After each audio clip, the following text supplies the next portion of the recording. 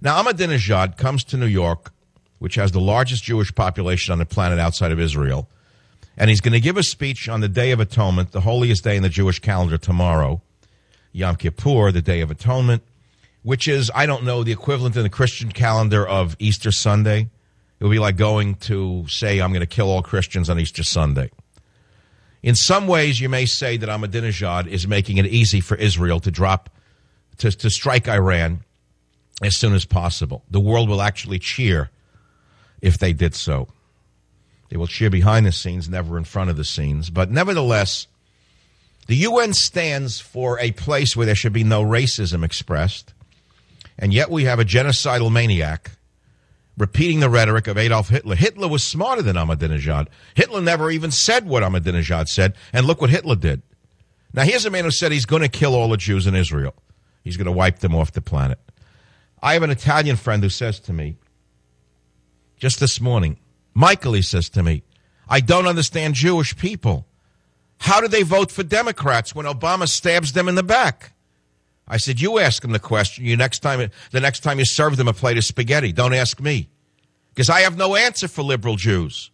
I have no idea why they would support a Democrat ever again. Now, Ahmadinejad went further in one of his speeches, and he said that Israel is first he said Iran's been around for 6,000 years or more, which it has been. Of course, he had nothing to do with the creation of Persia. He would have you believe he created Persia. But most Iranians I know call him a Turk, not even an Iranian, incidentally. But that's a separate story.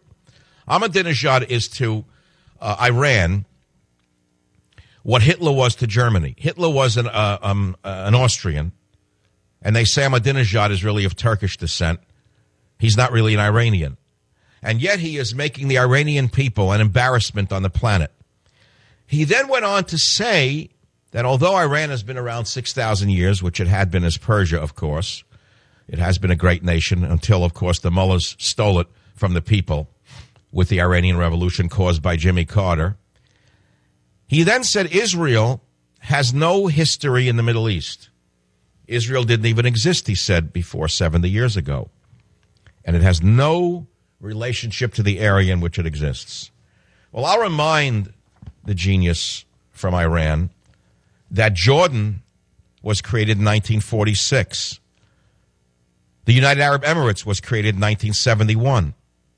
Some other Muslim nations that were created recently are Pakistan, created in 1947.